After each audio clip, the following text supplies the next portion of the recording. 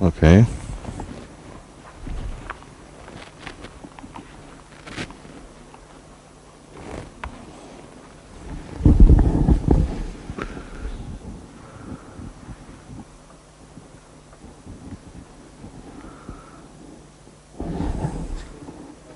Yeah.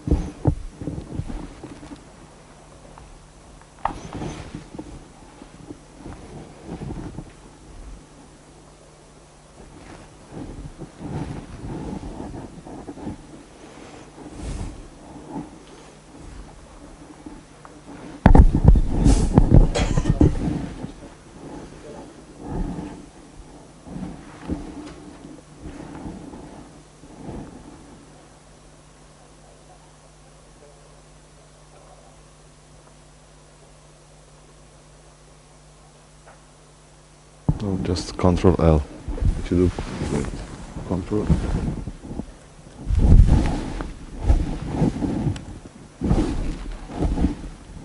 Try again. Okay, good. Okay, can you hear me? Good morning, everybody. My name is Andrea Perego. I work at the Joint Research Center of the European Commission, the unit which is responsible for the technical coordination of the implementation of the SPA directive. I would like to thank you, Nicholas, for inviting my unit to give this presentation. The focus of my presentation will be on some activities around Inspire that are trying to address the issue of the reuse of geospatial information, especially just Inspire 1. So, starting from the context, we know that we have a number of initiatives at the different levels because we have GEO, the Belmont Forum about geospatial data. We have Inspire, of course. We have the ePSI directive in Europe. There are two initiatives more at the political level, like the G8 Open Data Charter and also the Open Government Partnership. And then we have another initiative around research data, which is Research Data Alliance. So we see that there are a number of people trying to address more or less the same issues from different perspectives. And in some cases, there is no real coordination in the efforts, even though frequently we share common issues about interoperability. So Inspire is one of these initiatives. It's probably a bit different from the others because as you well know, I think there is no need for an introduction about Inspire. One of the very key points, is about the fact that Inspire is both a legal and technical framework. So it's an involvement of all the member states of the European Union to set up this infrastructure that is a legal obligation. So this is a bit different also from the PSI directive because, this isn't a directive, so it's a legal act. The point is that is not regulating how this is implemented at the level of detail that we have in Inspire. So,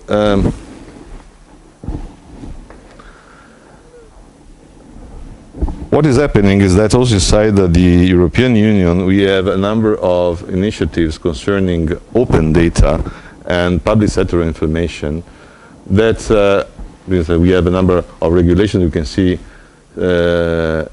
some of them here on the communication open data. There was the revision to the directive on the reuse of public sector information, so the PSI directive that was done just last year.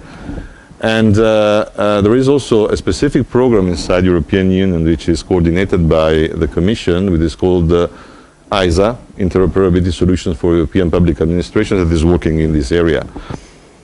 Then in 2013, in December actually, it was first published the EU Open Data Portal. So it's the Open Data Portal publishing metadata about data owned or operated by European Union institutions and bodies.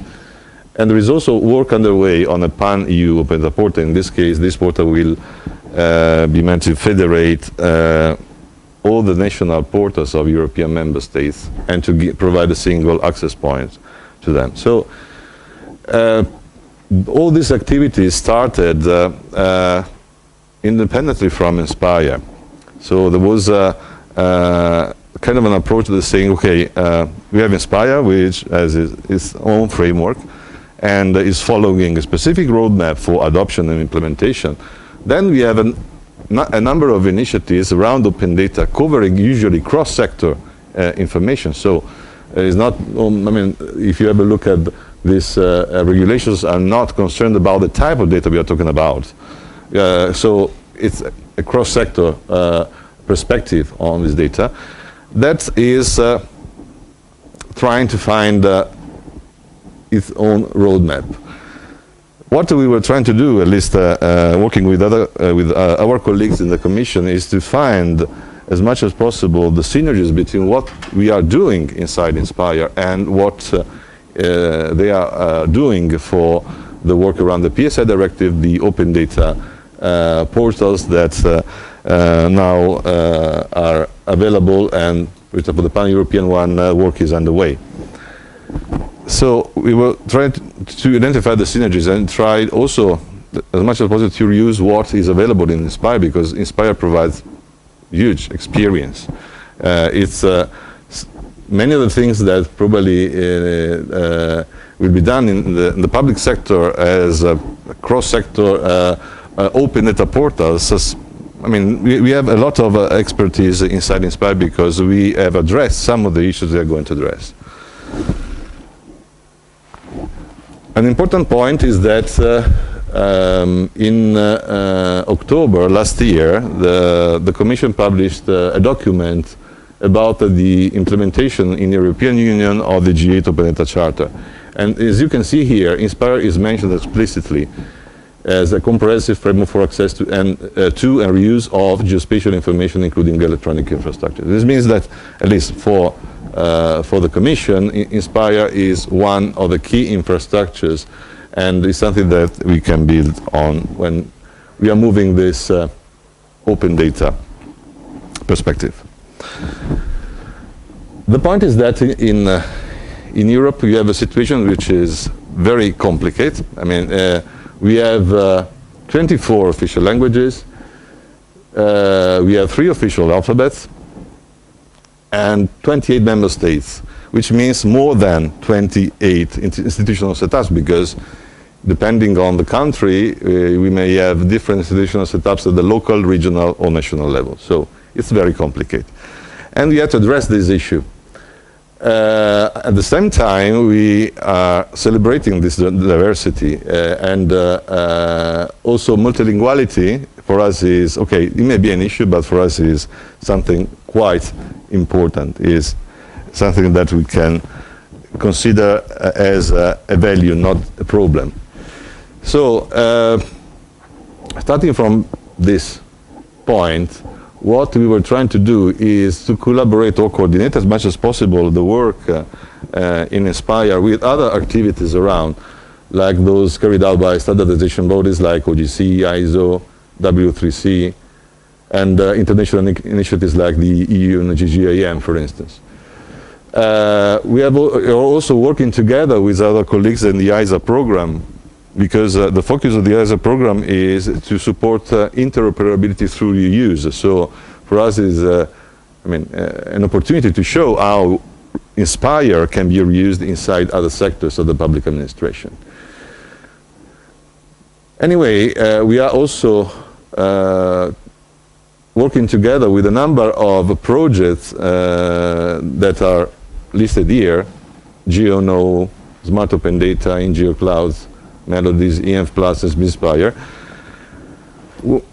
These projects actually are doing something that is critical for Inspire, are trying to actually use Inspire data for doing practical things.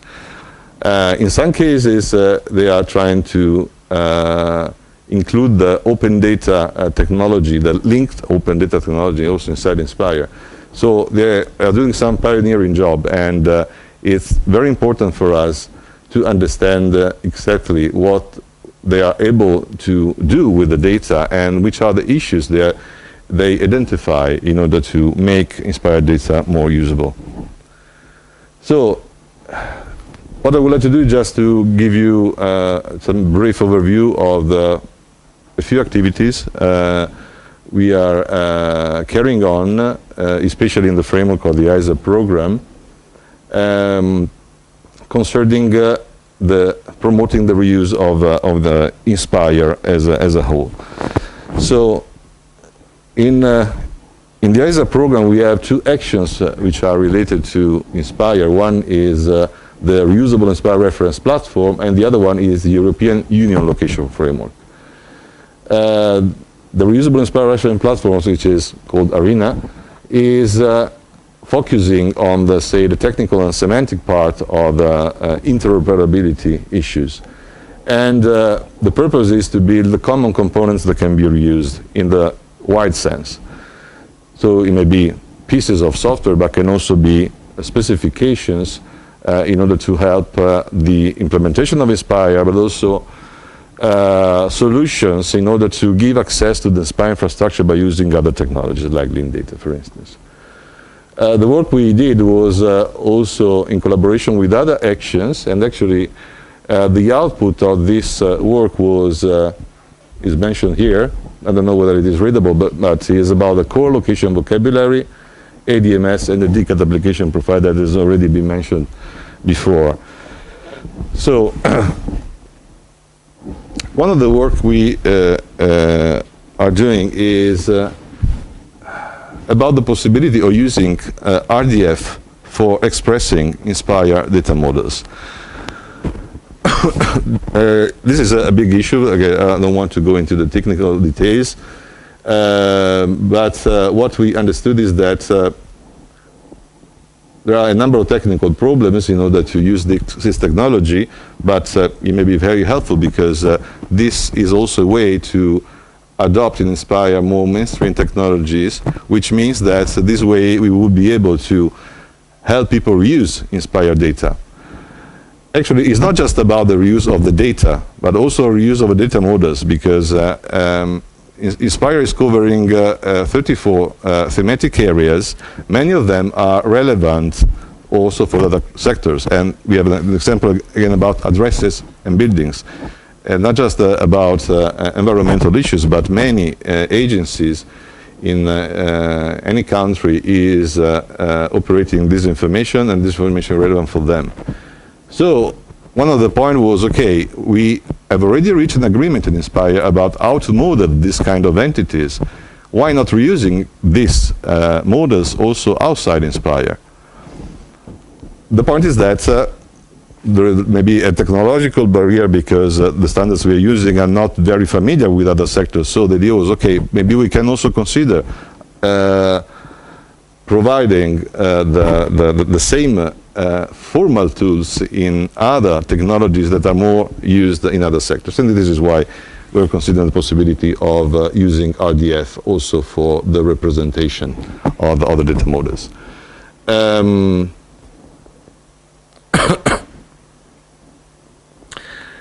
One of the things we were doing was not to try to build the official vocabularies for Inspire, but rather to agree on common methodologies. Because the problem is not just to transform what we have into another format, another representation. The problem is that this may need a collaborative effort. So considering how many data models we have and also their complexity, it is important to have a collaboration in defining how to transform this information. Also because we have a lot of examples of member states already expressing in RDF their inspired data.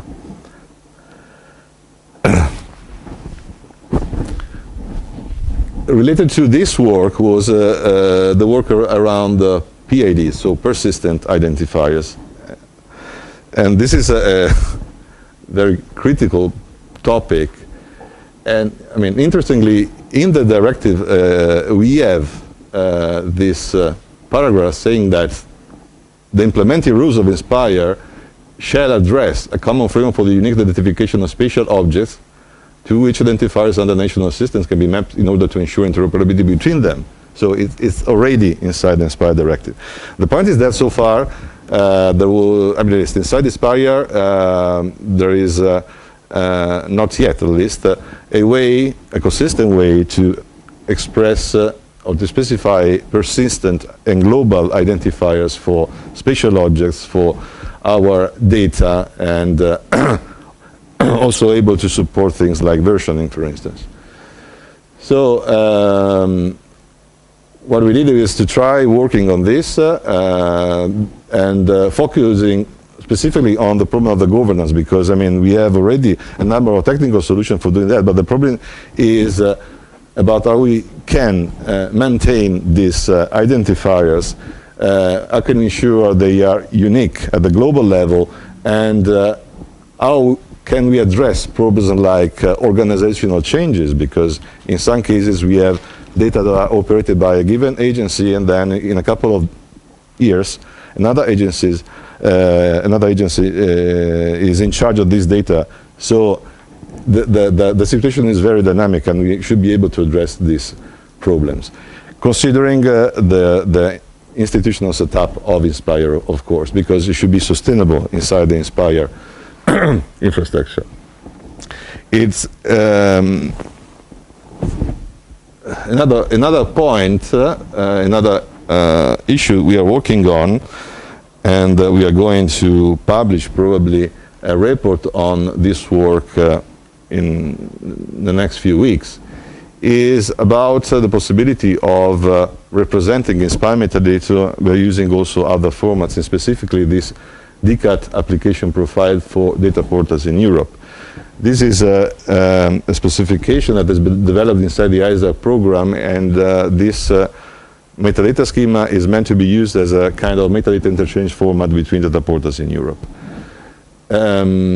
So the idea was, okay, if you're able to use this metadata profile, we will be able also to share as much as possible Inspire metadata, also in other sectors, to support cross-sector querying of the data, including also Inspire metadata.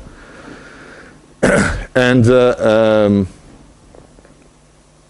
what is happening is that this metadata schema will be used for as a metadata schema for the Pan-European Open Data Portal. So is also an opportunity to be able to share as much as possible our metadata in other data portals, and give the Inspire data more visibility. Metadata is just the starting point, you know, because from the data you get to the data. So it's also a way to help people working in other sectors to find relevant data inside Inspire. Data that may be relevant for the work they are doing. So this work has been also an opportunity to understand which are the issues that we are facing, where we are trying to move from the technologies that are consolidated inside the spatial field in other areas. Because, for instance, just looking at the work we did on the metadata, we identified a number of missing mappings, let's say. So we have some metadata elements in Inspire, like the spatial, the temporal resolution, coordinate reference system, and so on, that for the time being at least cannot be mapped to any suitable candidate, at least in the most popular vocabularies. So this is something that we plan to use in order to promote sorry, further standardization in this area. And actually there are a number of activities working on this. The final work I would like to mention is about the ISA core location vocabulary. This vocabulary, again, has been developed inside the ISA program, is partially based on Inspire. And the purpose of this vocabulary was to define the minimal set of terms used across sectors in order to express information concerning location. This vocabulary now is installed in W3C spaces, is under responsibility of the community group, the Locations and Addresses community group. And here you can see basically how this can represent it. So as you can see, it's very simple. We have just three classes: a location, a geometry, and an address. The address is basically modeled on the address representation data type in Inspire. And as you can see, there are no classes that are modeling some specific notions we are at least used to, especially in the geospatial field, like features. Why this? This was a very interesting exercise because what happened during the work we did on this core vocabulary, the working group included people coming from all the member states. It was an open process and everybody was able to join. But the important thing is that the composition was made of people coming from different sectors. So the point is that talking about features, if you talk to different people, they think of different things. In case you say, what's the feature? Also in the geospatial field, we have different opinions about what the feature is. So it's not a very easy concept. But this is just to give an example. It's a problem in some cases of building bridges between terminologies, between communities. And it was interesting, this work, because this gave some ideas about how we can move to make our tools, formal tools, technology, and so on, reusable in other sectors. We must consider which is the level of complexity we would like to keep, whether it is needed or not, or whether we should reuse other terminologies. So what happened here is that we were not able to go into the details because this was just the minimal set of terms used everywhere in the public sector to express information about location. And another issue that we realized was, for instance, just having a look at the geometry, there was no agreement about how to express it, because there were people saying, okay, we can use just points. Others use polygons, bounding boxes, geographical names, and so on. And people using geometries use WKT, GML, or the geosparkle approach. So there was no real consensus. So the solution that we were able to reach was, okay, we have this geometry, which is a very abstract class that is basically supporting any kind of representation of encoding. This is work that we realize we cannot do inside the work done for the co-location vocabulary. We are not able to reach an agreement about how to express these things. But is a big issue, this one, that can be addressed probably by a broader community. So it was just a starting point, but it was very useful to understand which types of issues we are facing, especially when we want to reuse geospatial information in other sectors. Okay, I already said it. So, this is my last slide. Which are our plans? Well, we think that, first of all, we should promote as much as possible the use of inspired data, especially for end-user applications and for SMEs also. And we have a number of projects working on that. For instance, Inspire, EM+, they are all about SMEs. Also, Smart Open Data is working on that.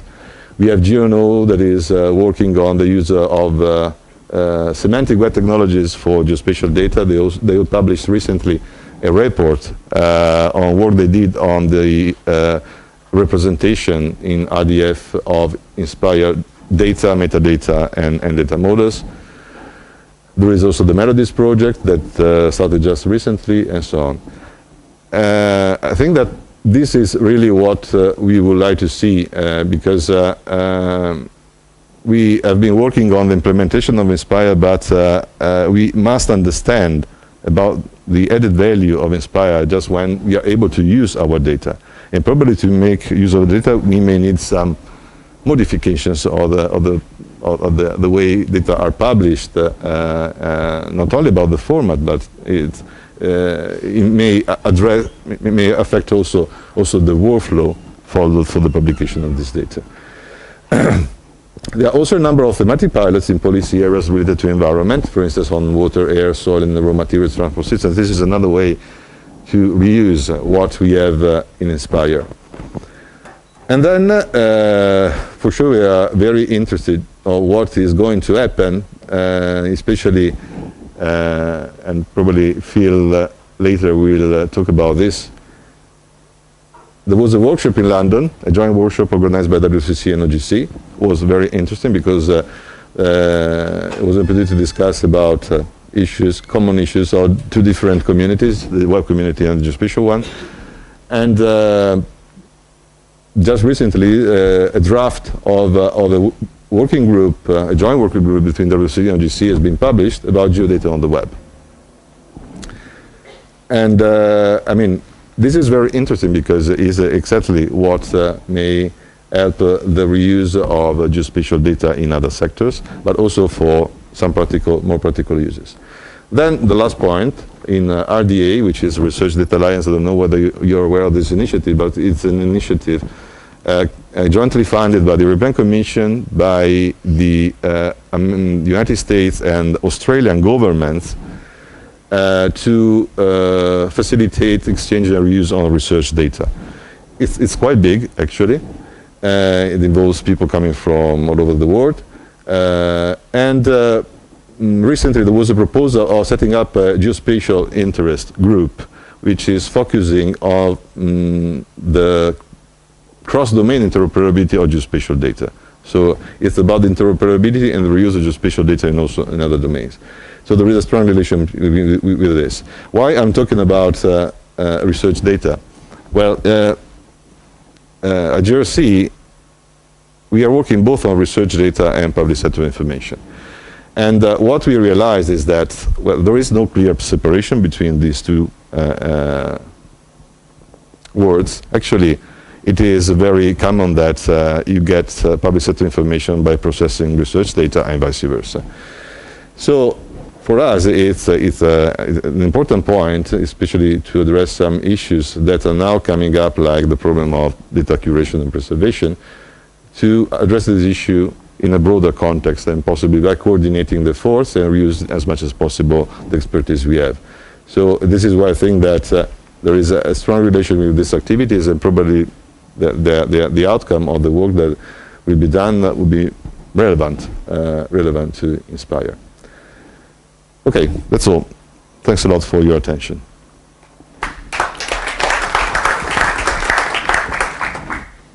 And does anyone have any questions for Andrea? Yes? You mentioned like you speak about RDF currently linking and versioning and harvesting and Yeah. And this is seems to me talking about these data. You're using all the words but not just No, okay. So I was talking here. Yeah. No, okay, just to give more details about that. Currently, I'm partially involved in the work of the Inspire Job Portal, for instance. So just to give you some practical output about that. In Inspire, there is no consistent way of associating, for instance, global identifiers to data sets. And this is a problem, for instance, when you harvest this information, because once you harvest, you're not able to understand whether you're harvesting the same data updated version of the data or new data. So you assume that they are all new data, and that's all. So this is a big problem, because also technically it's an issue in terms of performance, efficiency, you know. So just to say that it's not just a problem of linking the data. This would be very useful. The point is that persistent identifiers are good for Inspire even in this current implementation, because they will be able to address a number of problems. Also, for instance, the versioning, which is versioning of the data, which is another problem. In some cases, you're not able to understand whether the data set that you have is a new version or the data set is the same data set. Sometimes they use the same identifier for denoting different versions of the same data set. So, especially when you're dealing with information used, for instance, for policy making, in some cases, there may be a requirement that in case the policy is not able to achieve the expected results, you have to track back the process, understand where the error was. So the point is, in some cases, you're not able to recover the original data used for that, and that's an issue. You know, so it's something that is, considered as an important point. Not only inside Inspire, it's now a lot of work around this. There is also in RDA, there is a group working on persistent identifiers, for instance. It is very much linked with the preservation, how do you maintain this data, the official registers, and so on. And of course, if you have global persistent identifiers that can be also differentiable, then like HTTP URIs, for instance, okay, then you can really use the linked data approach. But the first step is at least to have identifiers that are persistent and globally able to globally identify in a unique way your data. The library will have the UI, Yeah. No, I mean actually a lot of proposals about the setting up this infrastructure for persistent identifiers is around the handle systems and DOIs, because in that case you have a governance of the identifiers.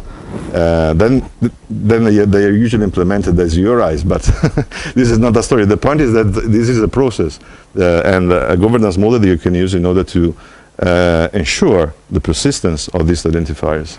So many people are working on that and on the use of DOIs, especially in the research domain. Now there are many people proposing the use of DOIs also for the data, and to link data with publications and the models used to generate the data and so on. Yes.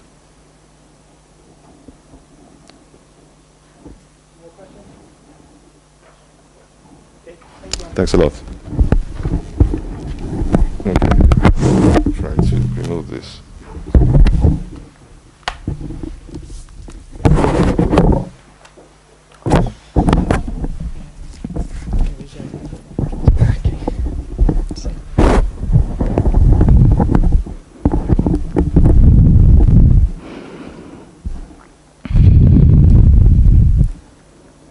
Can you hear me? Yeah, it's that one, the first one.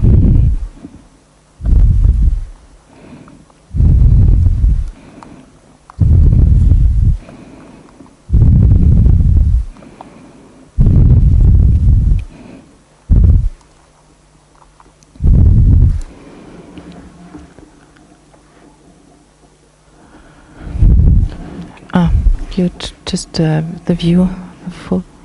Oh. It's on the side if you Good. Hello. Does this work? That shakes a little bit. It's bizarre. Good morning, good afternoon. No, we're still before lunch. My name is Athina Trakas. I work with the OGC, and I am presenting the next 20 to 25 minutes about what we as an organization, as a standards development organization, are doing. Now I know why Andrea always looked up there. You cannot see it here. Good. I will give a short introduction to the OGC. So who of you knows what the OGC is? Good, that's good. I brought a few examples. So I brought an example from a standard that could be used for public sector information, and I brought an example of an EU-funded project. Of course, there are a lot of examples and projects out there that are using open standard and OGC standard. But well, the question is always where to start and where to end. So, we are talking when we talk about, well, nowadays we have a lot of issues to address. There's a lot of challenges upcoming. Urban sustainability is a topic. Then, of course, climate change, natural disasters. And all this very often happens cross-boundary, and this is still our biggest challenge we have to address. And those of you who have heard me before, if I talk about cross-boundary, I don't mean only the boundaries between two countries. There are boundaries within one country, there are boundaries between organizations, within organizations. You can work for the same organization in different departments, and the boundaries are so huge.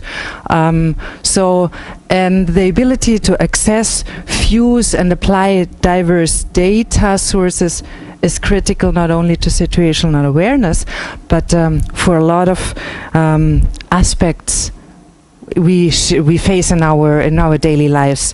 So what we are doing in OGC, we want to improve the knowledge sharing and transfer. So we address a lot of different communities that needs, well, cross interdisciplinary themes and topics. So growth in urban centers, then of course water management and availability is a topic that is important, and all this can be done much easier if you easily can access data to come to information that you can use to come to a decision. Yeah, making your treasures accessible, as we all know, and that's a topic. The availability of data is crucial for governments, for businesses, but also for citizens. And the big question is, how do we address or how do we share the data? And a key factor for accessibility is standardization, and that is the definition of common interfaces that enable interoperability. So public sector information is there's a huge source of treasures available there, and the question is, how can we make this accessible? Because this cannot be the way we go for it. So if we talk about the OGC, well, we have a lot of different standards, open standards, and if you think about the World Wide Web, so HTTP is the dial tone, and if you talk about the geospatial web, this is enabled by OGC standards. And all the OGC standards are established by a consensus process, has been approved by our members, and this means also there's a balance of interest, and all members have an equal voice and vote in the OGC. OGC standards are implementable into software, so you find for most of the standards you find software which you can use that has been implemented, this has implemented a standard, and they are open standards. That means they are freely and publicly available, there's no license fee, and they are vendor neutral. So if you want to learn a little bit more about the OGC, please go on. We have a YouTube channel. You can find some nice short videos from an introduction up to some use cases, but I don't do it here now. This is really confusing, sorry. So OGC was founded in 1994, so we have our 20th anniversary. Ciao Mauro. Our 20th anniversary this year, and currently we are over 480 member organizations coming from the public sector, industry, and the academic and research sector. And if you ask our members, why do you join OGC, or what is the driving force before, to participate in our process, they say, well, we have interoperability issues. So we cannot share data on the web, we cannot share maps on the web, we cannot deliver data to different systems easily, and all this is the driving force behind our members to participate and contribute to the various working groups we have. Again, I do not go into the details of the working groups because this would be a different focus. I would like to share some ideas what we do for public sector information sharing. So this is the list of, well, you see most of our members come from Europe, followed by North America and Asia Pacific, then Middle East, South America. If you want to see where your members come from your country, this is the link, and the presentation will be available later this week. So, as said, our members, they develop standards, and currently we have over 35 OGC standards, and many of them are also ISO standards, because we have a very close relationship with ISO, especially TC211. And as I mentioned before, there's a lot of software out there that is implementing the standards. So again, you find, I have put some information up where you can find the software that is implementing the standards. We have a huge and broad user community worldwide. A lot of national SDIs, international SDIs are based on OGC standards, and we cooperate with a lot of organizations. Andrea mentioned the joint W3C OGC workshop on linking geospatial data that took place in March in London, and Phil will later explain a bit more or talk a little bit more about the workshop and the joint activities. And I promote our workshop tomorrow. We have a workshop tomorrow afternoon on especially the topic of linking geospatial data on the web, and this is joint activity between W3C and the OGC. But cooperation is not limited to W3C. We have a lot of alliance partners, because we don't want to reinvent the wheel, but we would also like to share our knowledge and our expertise with other organizations, and therefore we have a lot of alliance partnerships. So if you see the standards, bodies, setting, so this is in the middle. You see the OGC. It's a instantiate the domain and the URA into infrastructure. So you have the domain related standards on the one side, and more the infrastructure standards on the other side, and then you have the URA on the factor standards. And just to get an idea where you could fit OGC and other standards bodies. This might diverse sometimes a little bit, but that's in general how you would address it.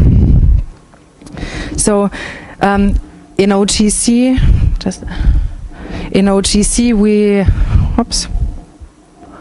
we have a consensus process that is reflecting a common understanding of our members. They participate in the process, they bring up their requirements, and then they work together in this consensus process to develop solutions for their requirements.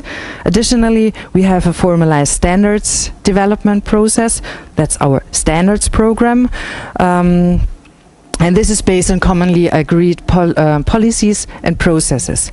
We have another huge program. It's called the Interoperability program, and that makes use of innovative processes for testing, verifying, and documenting user requirements. So they take the standards and check if they're fit for use in their communities. They bring in new ideas, so maybe new standards might emerge from this interoperability program. But that again would be a different presentation, and therefore I'm entering now. As promised, as said, I brought some examples with me, and we recently published the GeoPackage standard. Who has looked into the GeoPackage standard or has used software that is implementing the standard? Oh, okay. So I hope I give you the right idea about the standard. Last year, maybe some of you are aware about that, we had a huge process going on in the OGC. We called this Ideas for OGC. So we ask our members and we ask the public to bring in ideas how the OGC, how we could change. Oh, by the way, that's my colleague Bart de Lathouwer. So he is the so he works with the Interoperability program in Europe and is from Belgium. And good.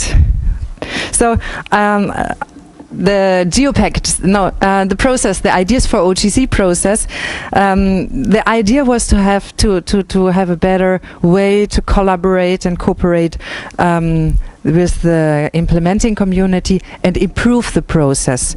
So out of this OGC, Ideas for OGC process, we said we have to be more open, and therefore the GeoPackage Standards Working Group is was open for public participation. Usually OGC standards working groups are more closed at the beginning, but that was open from the very beginning. So, well, in OGC we have standards that are service interfaces, where you can communicate interactively with a software package and get what you ask for. For example, you want a bounding box, or you send out a get map request that gives you back a PNG or a TIFF or a GIF.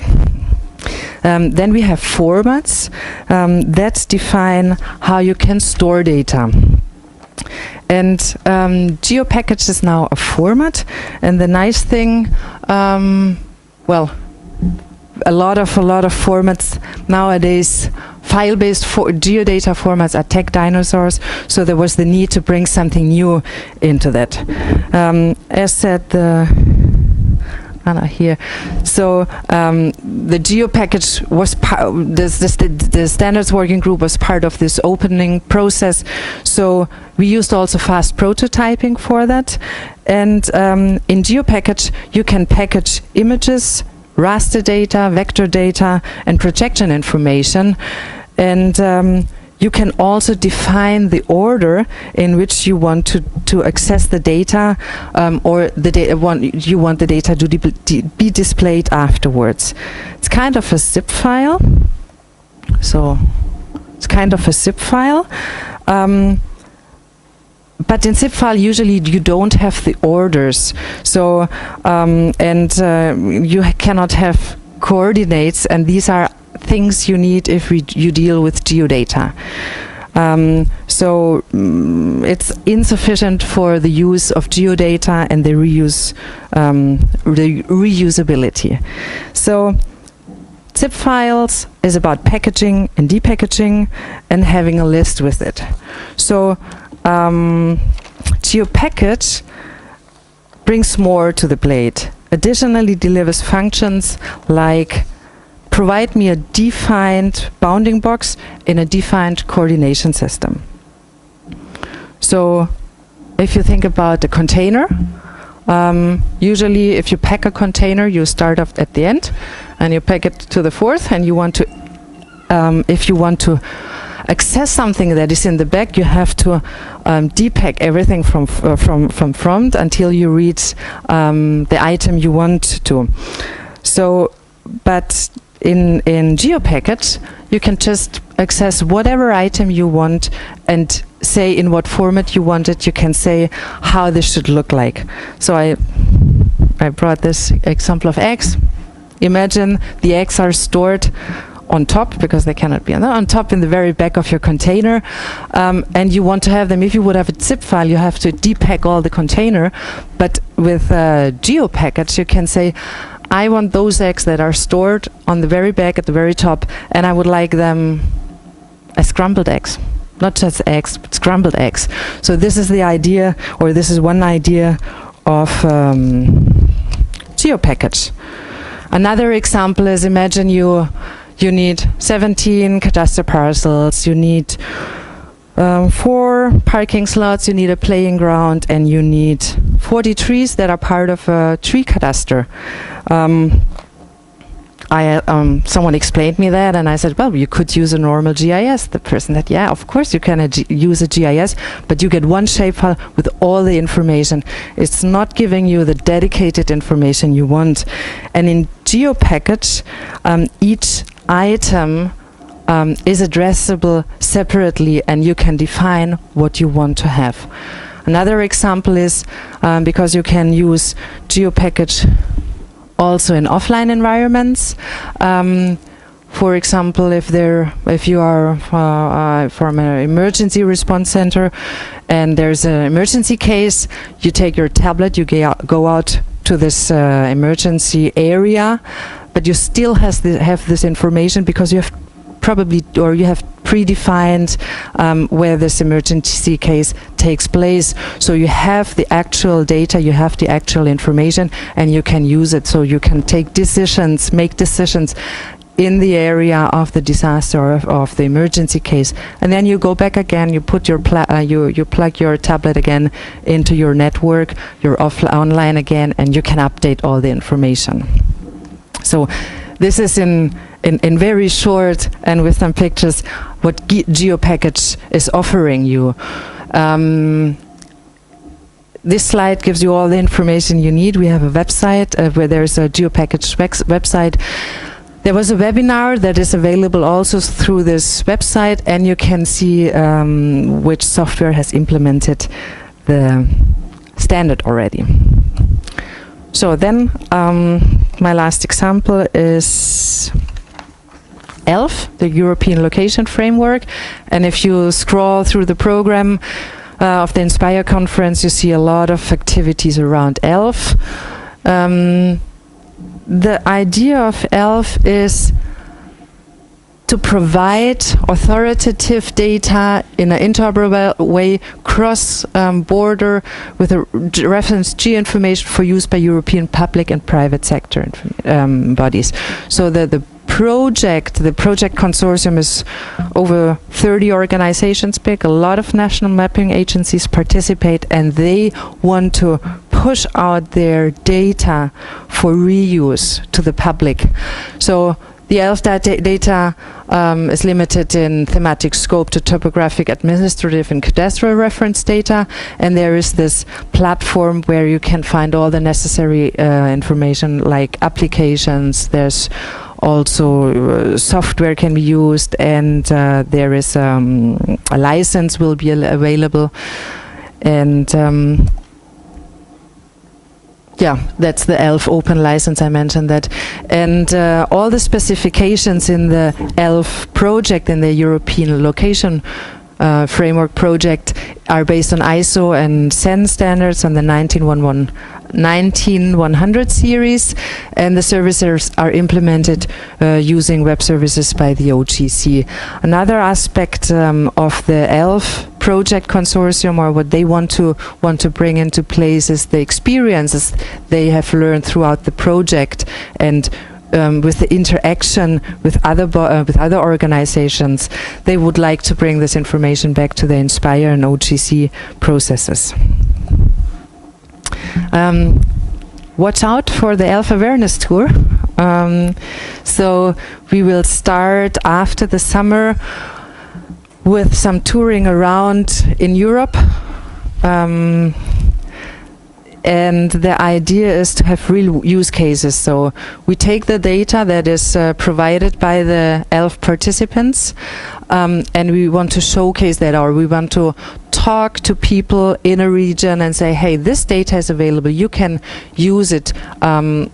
Is that fit for purpose? And then, of course, this is also the feedback from this awareness tour, and the ELF challenge will be reported back to the necessary stakeholder organization. And then I have ELF at the Inspire conference. There's a lot of activities going on, and of course, ELF is also tweeting. So watch out for the tweets. And so I think that, yeah.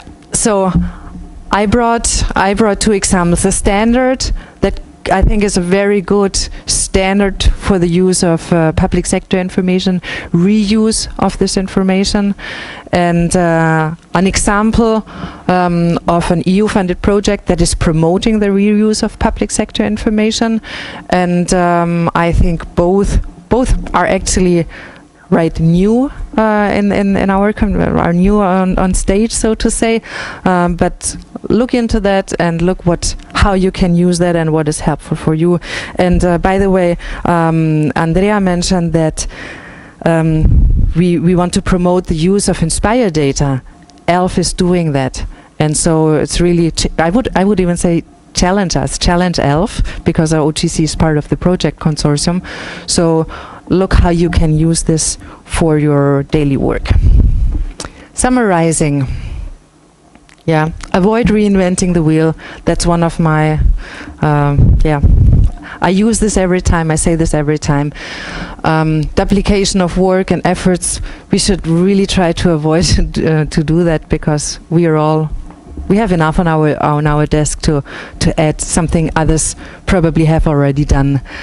Interoperability and open standards help to sustain investments, and cooperation and communication on international level is key to success. I always say to people, if you don't tell me what doesn't work, how are we supposed to improve? How can we change things? And therefore, talking about OGC as a members organization, there's a lot of OGC members at the Inspire conference. Bart and I, we will be here all week. So if you have questions, ask us. And again, come to our workshop tomorrow with the W3C, because we are at a very early stage there, and you can participate, you can contribute, you can share your ideas with us, and we try to reflect them in what we are doing. Okay, thank you for your attention.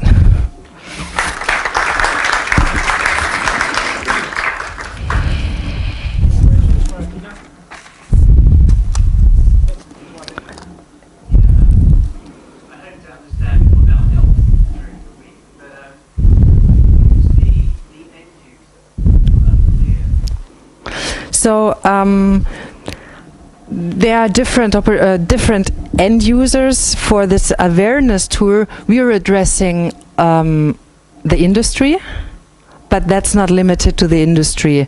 And I look at my colleague in the back, Bart.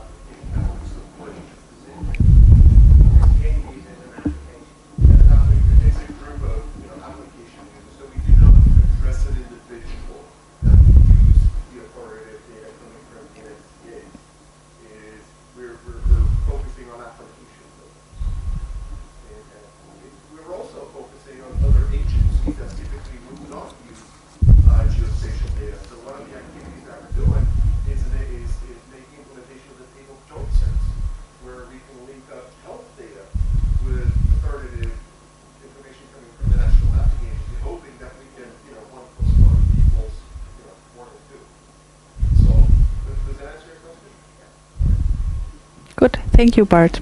Very timely. Good. Any other questions?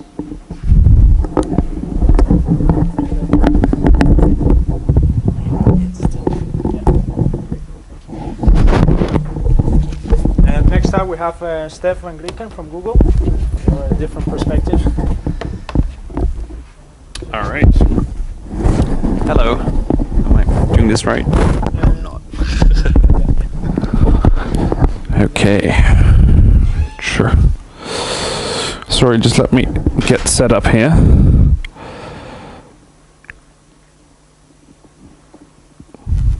Yes.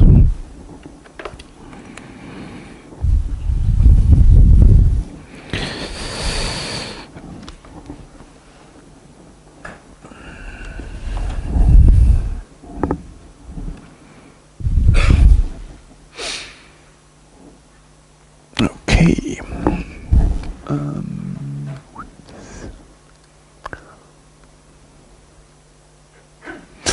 All right.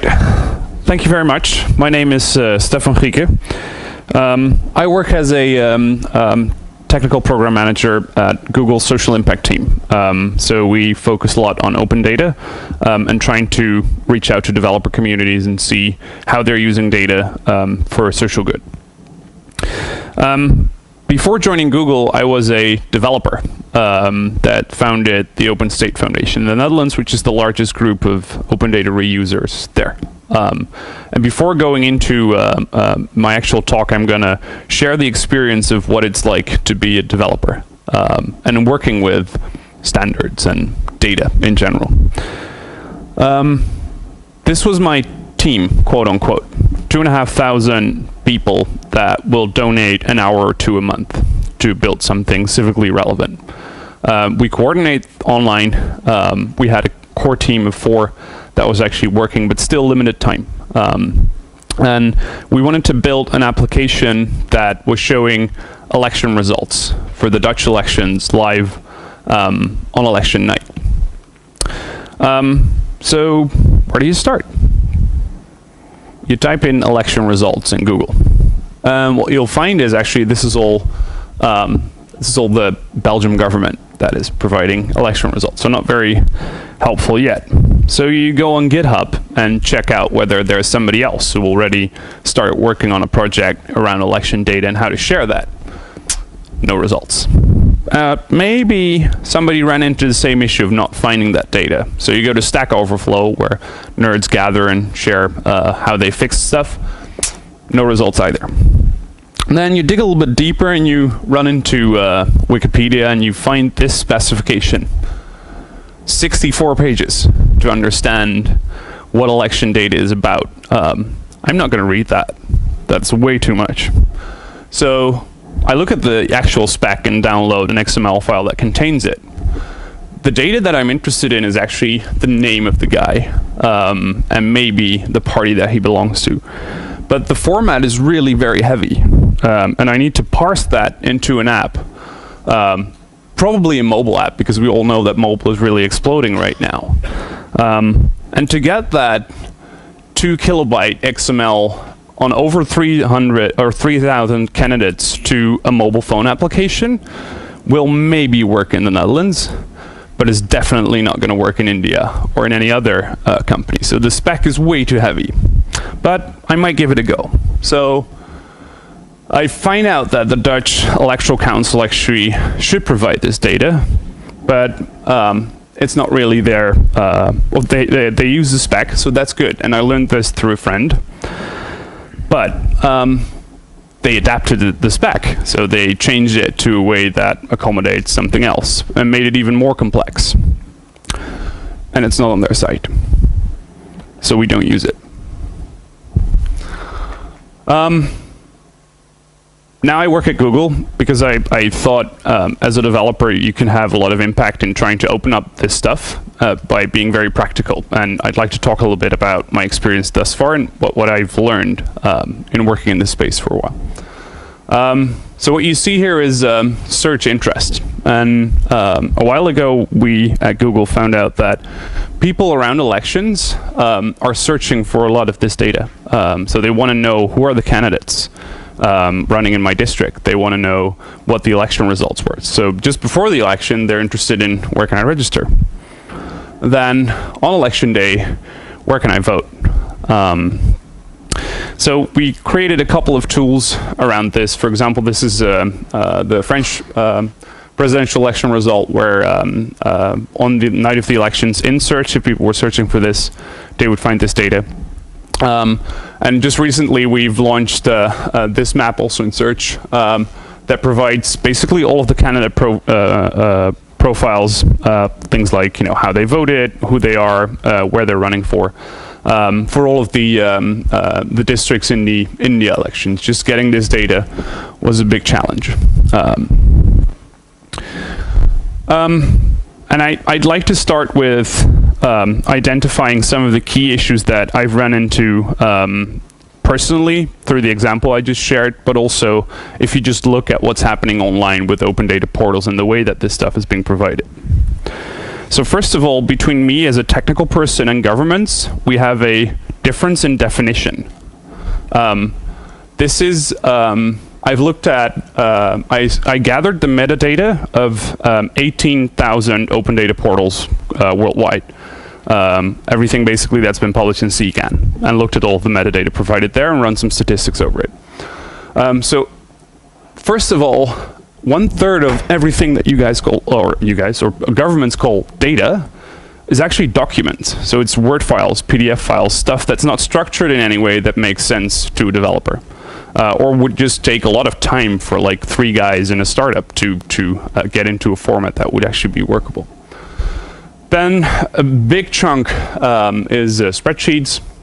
A lot of it is archives. Geo, yeah, it's there, so that's good.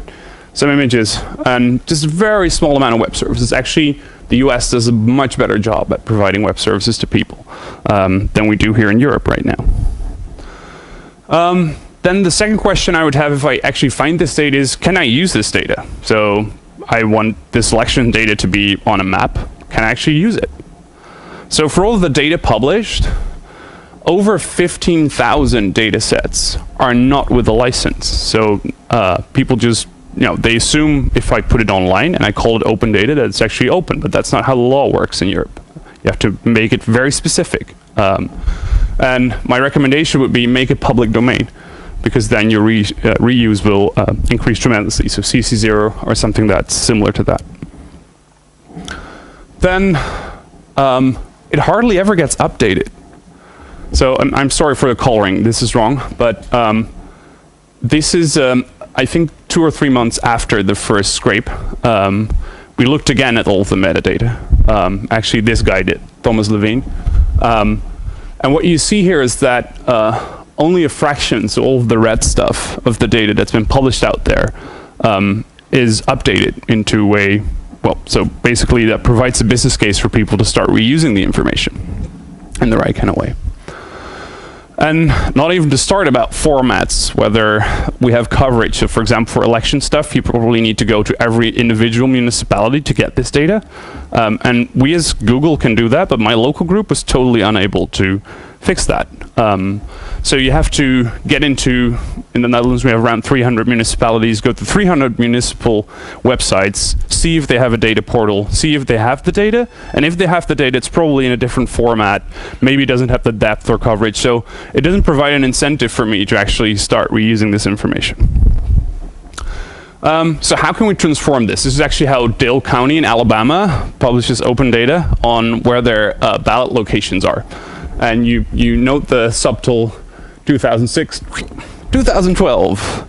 So how do we get this into this in a way that makes sense to people? And I'm going to try to share some of the things I've learned in my previous job, but also recently at Google. And I'm going to do that by showing you 3 different projects. So first is the voter information project. We try with all of the standardization, quote unquote, stuff that we try to do at Google is to start with an actual end user's problem. And the problem here is usually a simple question. It's, where's my polling place? So where should I go to do a vote? And actually this information wasn't really available and not really structured, though it's a very significant part of our democracy, being able to understand where you can vote, who your candidates are, that kind of data. So this is about polling place locations, the actual content of the ballots, so people that are running, and voter registration, so how do I register? And specifically in the US, that can be different, like on the county level, it can be different in certain states, so there's not like one golden rule for registering to vote. And we all know what's happening with turnout around the world, so we kind of want people to do vote. Just providing this very basic data set by working with civil society organizations, we gathered all of this data, got it into a very simple, basic format, and got it out to people. So this is all of the stuff that was in there. Over 100 apps built. Almost 40,000 candidates that we gathered. More than 600 sites embedded it. And we're talking about 2 weeks of querying. So 23 million queries on this data. So people are interested in data around elections. Very basic format. This tool, actually we use it as Google too, to give people data on where they can vote in search. So you, on election day, you would get this box. If you type, where can I vote? You would actually get a map of those specific locations. And others have used it. CNN has used it to create their elections map. Foursquare used it to tell people where voting stations were. The ballot.org used it to map out candidates for local precincts. AT&T used it, and civil rights lawyers used it. Awesome. Main takeaways from this project is you need to start gathering it at scale for people to actually reuse it, and it has to be simple, really simple for a developer to consume it and use it. 60 pages of spec is too much. They're not going to read it. They're not going to reuse it. If you're focusing on app developers, you're focusing on 3 guys at tops with a very limited amount of time, and they can't sit down, go into meetings, discuss for 3 weeks what spec they're going to adopt, and then run it, because they're bankrupt by the time they get into actual development. So they want to go fast. The other one is also very, I think, basic geographical data. It's about where do municipalities or other political divisions actually stop and go over into another one. For anything social impact, this is very important, because you have to understand, if this person lives here, then this is his mayor, this is his council, his social services bureau, his whatever government service is provided to a specific area. It's very fundamental that people understand that if they want to build apps on top of that. For example, what are the shapes of all of the states in the US? Or maybe even granular, what are all of the wards and boroughs of the city of New York if there's a mayoral race? So basically we're talking about how do we break up countries into different administrative and political geographies, and especially around democratic projects. This is very, very important to have. So we came up with a standard that is actually just this. This is what it is. And you have a very big CSV file that maps it to any shape, or maybe even one of your standards, where people can start reusing it. But very basic tabular stuff. We put this online for the US only as an example, because we wanted to share this data. Right now, I think we're in 23 countries. Local civic developers have started to create this for their own countries. So Sweden was just added, Germany's added, I did the Netherlands, and so they're basically, if you give people very simple basic tools, they'll start creating this stuff for you, and that's really convenient. So to kind of support this movement a bit more, we created Google Civic Information API, which is actually a web service for this data. Instead of providing the raw stuff, we provide it as a web service. And this API basically contains 3 things. It's currently US only, but I still think it's pretty cool. It contains all of the informational elections programs that we have run, and where we were able to share that data if we didn't license it. It contains, for the US, all of the representatives and how they are mapped to basically any political geography.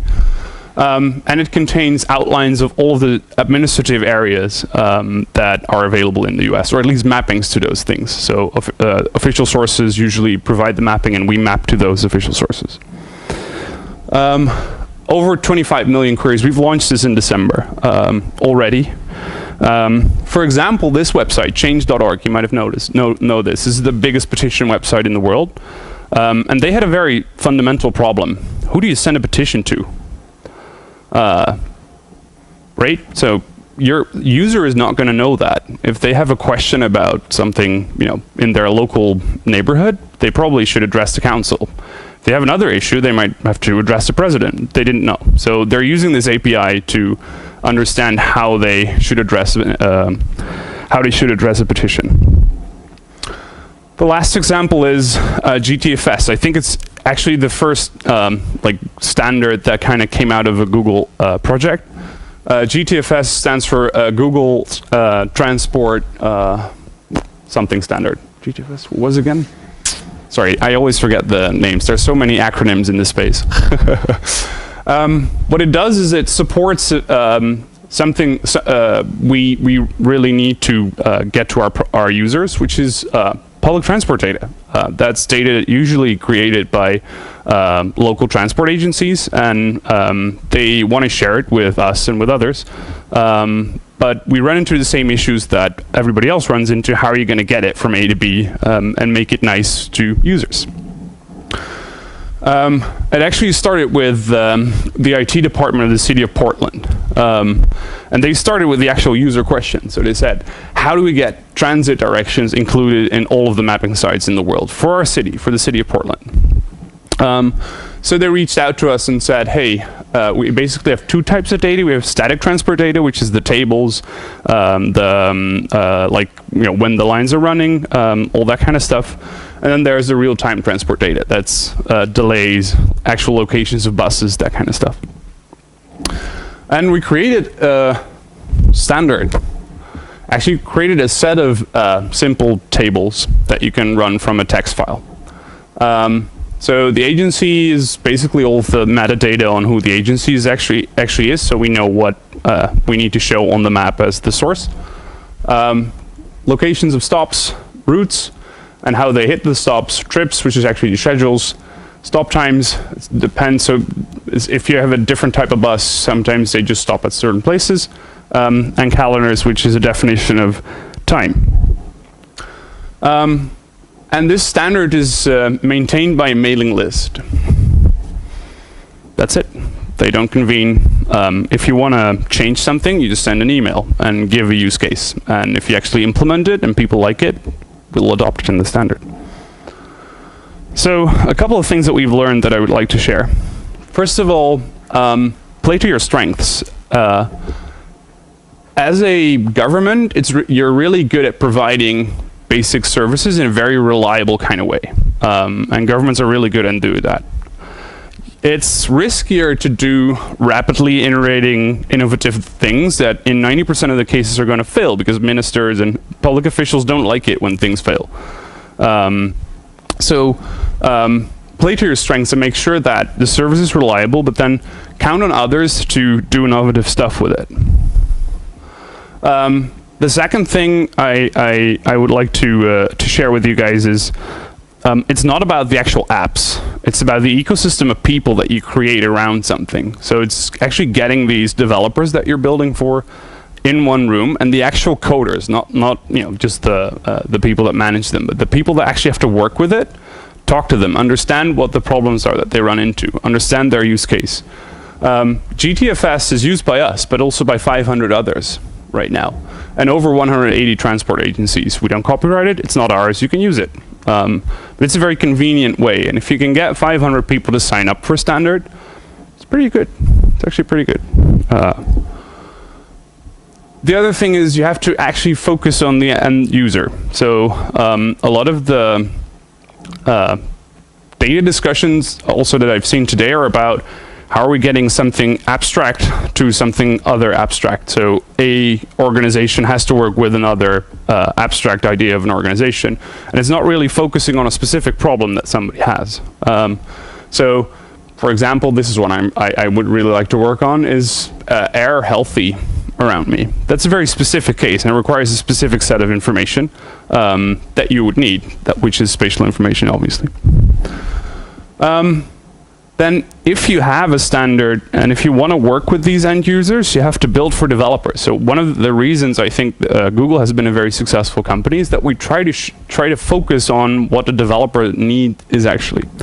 And we create APIs on top of most of our products. So Android, I mean, we have to work with thousands and thousands of developers to actually be able to utilize this phone. Google Wallet, YouTube, Plus, Maps, Class, Chrome, everything. In everything we try to focus on what the developer wants, create a very good developer page. I would really recommend you go here but also go to the Facebook's developer page, go to Twitter's developer page, and look what you find there. That's what most developers would like to see if they start a new project and want to start reusing some of your stuff. Start simple. So focus very specifically on what the use case is. Use very simple web native formats. So I don't know what the standard was, but I saw one coming by, or so 3 of them were mentioned today. I actually started opening them on my computer, the actual files. I can't read the files, which means I need proprietary software that I need to get somewhere. I can get it in simple tabular form. This is not how the internet works. The internet is about simple tabular, basic stuff that you can represent as hypertext, so as in a text-based format somewhere eventually. Think about that. Also think distributed. So how can somebody replicate this work? GTFS wasn't designed as something that Google wants to ingest only. It was designed as an ecosystem thing. Everybody can replicate what we're doing because it's open, it's ready for everybody. And we thought about this in designing it. It has to be distributed. Otherwise, people are not going to use it, basically. The fourth is make it tool or platform agnostic. So you shouldn't have to buy a license or very expensive software to use it. Otherwise, as a group of 3 people without an investor, you're just not going to use it. And provide just a basic set of tools. Actually, if you're going to provide any tools, provide one thing, a validator. So anybody should be able to throw data at you, and then your thing should say, no. For example, in GTFS, a lot of times people will have entries that say the bus will go and leave at 3 and arrive at 5 before 3. That's not possible. So that means something's not going right in the transition of the information. So write a simple validator that any developer or person within an agency that wants to work with your standard can use and throw his current feed at, and then, oh, it still doesn't work, need to go back and fix it. Very basic set of tools. And try to get a quick win. Actually, our transport stuff was really horrible when we first launched it. It was just like, balloons on a map that said, hey, there's a bus coming. And not very useful yet. But if you can show people the business case, like show them actual concrete implementations, people start to get it and start to get why the standard is actually important to them. And then lastly, and try to keep this as light as possible as well. So propose a feature, gets a little bit of feedback on it, test it, so actually implement it, make it work. And if people like what's the new stuff that it's doing, you have a new spec. Again, GTFS just does this through a mailing list, and all the other projects I showed you were also on a mailing list with one moderator, and that's how they set the standard. That was basically my key takeaways for today. I hope that I was able to give you a perspective of a developer that actually has to work with this data, and I hope it inspires you to create really awesome standards in the future. So, thank you.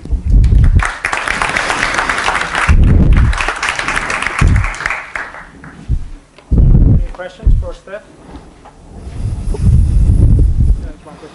Yeah, sure. First of all, I want to compliment you. It really needs the kind of talking. Thank you. And eye-opener also. Just make it simple. I mean, we say we have open data, and then we throw like 500 pages of specifications and not readable XML. So thank you a lot. I took a lot of notes and I'll bring this out. Awesome. Thank you.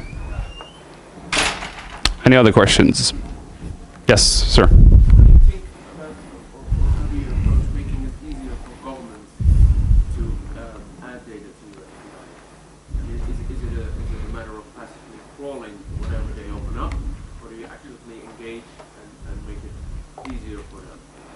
Depends. So the next step, if you actually have the tabular stuff right, you can start making it API-able and shareable. I think within government agencies, other government agencies are just users. So they will have developers that want to reuse stuff. And they probably hate it if they need to spend 3 weeks of like researching a spec. If you can give them like a nice API, that's great. But just start with tabular. It's like, I mean, they can probably create a prototype off of tabular. If they understand what your data is about, that works. Yeah. Anybody else? Yes, sir. Within Google Social Impact? 20. Yeah. Actually, I mean, I haven't told you, but in the Netherlands, the guys that run the specification for open data around geodata, about transport data, that was a group of 7 guys that spent half a day a week. That took them 3 months to go to, I think it's 23 agencies in the Netherlands, something like that. Like the railways and all of the buses and these kind of guys. Actually, the technical implementation took them 3 months.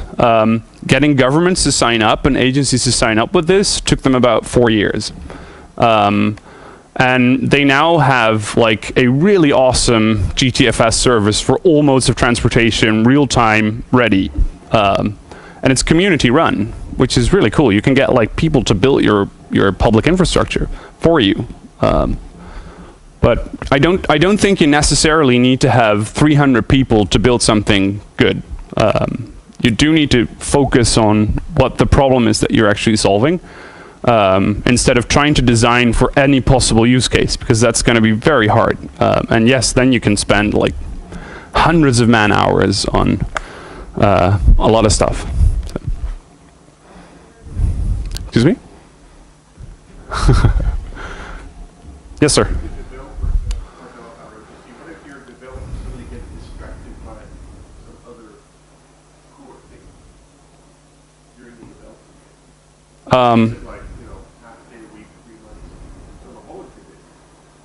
Yeah, well, I mean, the nice part of paying people is that you can actually prioritize their work, obviously. But in designing a spec, I would aim for getting the volunteers. So if you can design something that is more cool than whatever else they were working on, you have a really awesome spec. What I was saying is you have to develop transportation, something tomorrow, something else. Mm-hmm.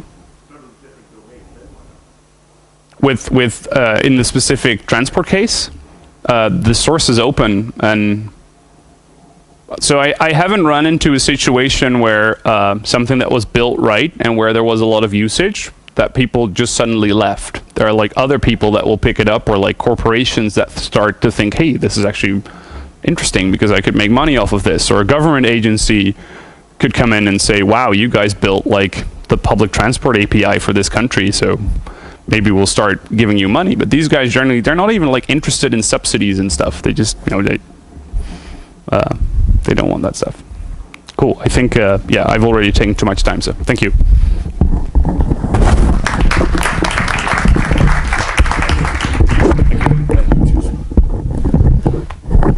Yeah, I don't know. What you heard there, Stef, was the beginning of the backlash from the standards bodies. We'll talk about the difference between a standard and documenting a project. There's quite a big difference. I have 2.5 minutes, which I will use, but only 2.5 minutes if I possibly can. I'm Phil Archer from the World Wide Web Consortium. I'm not going to take up time explaining what W3C is. I hope you either know or can find out with the OGC of the web. All right. We ran a workshop a little while ago with Ed from Google and with OGC and with the UK government and with Ordnance Survey.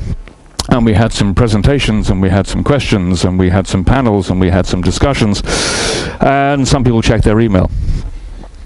So thanks to everybody who helped make that happen. It was done, from my point of view, on behalf of the Smart Open Data Project, which has a workshop tomorrow afternoon, following the one which Athina I was talking about earlier on, which is what I want to really plug in the next few minutes. The point about the workshop and the work we're doing was summarized by, I mean, there are all sorts of things that we discussed, and I won't go into detail today, but if you want to sort of summarize the discussion in one presentation, it was this one, where Frans Nibber from Geodan, another Dutch organization, was talking about these two characters, Miss Globe and Mr. Cube. So Miss Globe is the OGC world, the geospatial stuff, and I'm from the linked data RDF semantic web world, and Frans, I emphasize, has given us permission to use these characters. And they're very useful to sort of put these things together.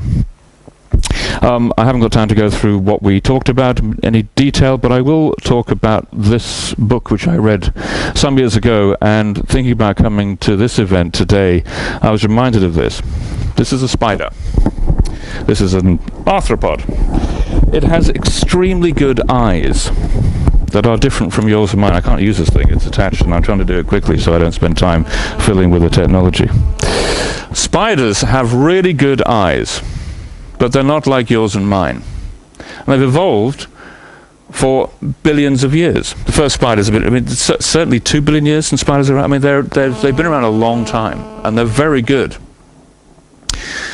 But the point about evolution is that every time something changes, for it to survive, it has to be better than what happened before. Now, you might think that you could genetically engineer a spider to have stereoscopic full-color vision, and you probably could.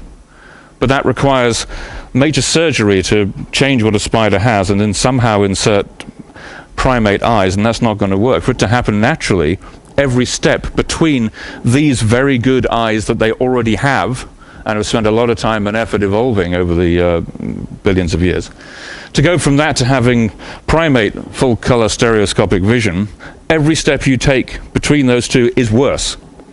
It gets worse, and that therefore isn't going to happen in reality. So any kind of evolution of working with the geospatial world and the web world, putting the two together, requires that every step is progressive and every step is better, and that is the challenge that we face. The problem is there are loads of standards. There are also projects that have documented all their stuff and put it on a website and called it a standard. There are all sorts of ways of doing stuff.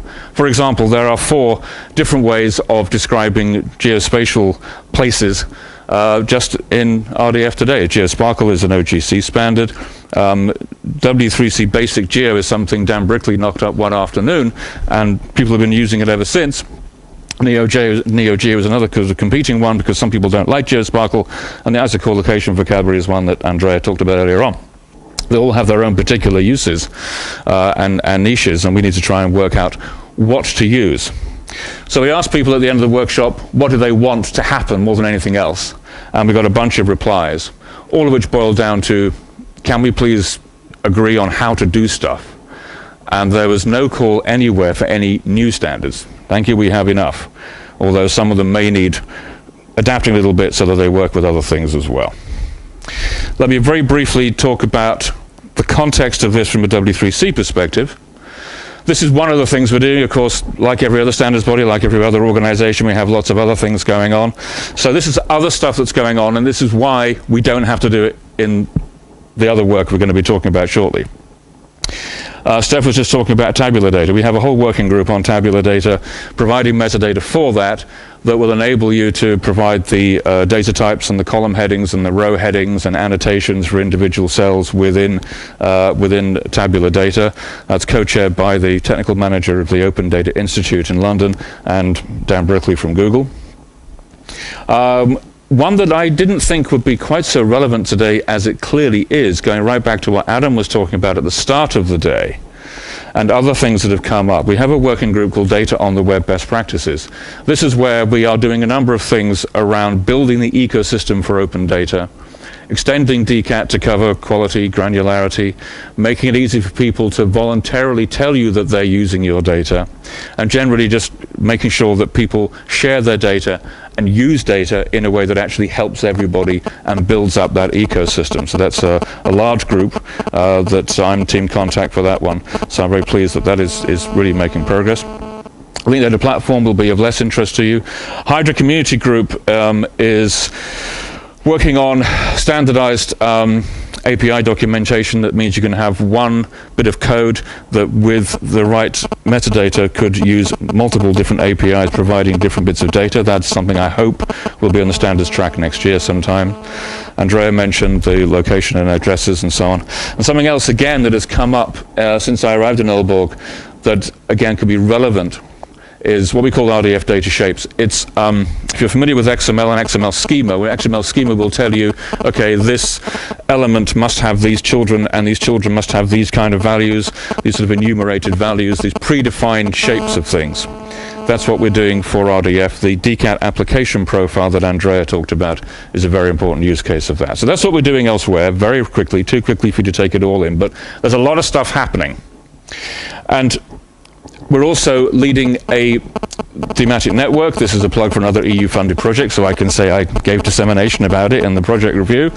Bunch of workshops coming up, one at the end of this month in Samos, which is about uses of data within government for greater efficiency. Other projects coming up you can see on the screen, I don't need to read them out. We're working with OGC on that, and there are other standards bodies, lots of governments involved in that, so lots of things going on there as well. So those are the kind of things that W3C does in that sphere. But what you really want to know about is this, which is when Athina and Bart and their colleagues and I and my colleagues get together and we start thinking about things like this, which I'm not going to show you from very long because it's still not done, but we are clearly working actively on working together on a new working group, and we have this workshop tomorrow afternoon at 2 o'clock. I wish I knew where, and it will be talking about this, which is the draft charter for a working group. We'll be doing stuff together, because there are things where I'm not going to say which one of us is a spider and which one of us has the primate eyes, but we're both highly evolved ecosystems, and we have to try and come together. So we will be working on that business of how to put stuff, how different people can work together so that both sides of the community can work together. Some things came out of that workshop that are really important. Time is a coordinate reference system itself. We need to, there's some earlier work that W3C did that needs finishing off. Sensor networks, how do we incorporate those? Coverage information, satellite information, and so on. So there's quite a lot for us to get our teeth into. It'll be an important group, and if you want to find out more, if you're a member of OGC or W3C, or ideally a member of both, would like to become a member of both, then that workshop tomorrow afternoon will be going through this charter and trying to make something that we can really take to our memberships and see what we can do. I'm sorry that was 8 minutes, but that's all I've got. Thank you.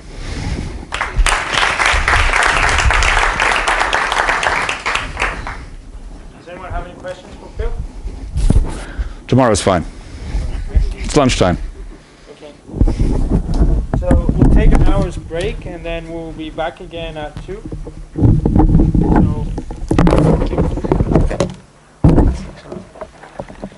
Thank you for the presentation. Well, it was very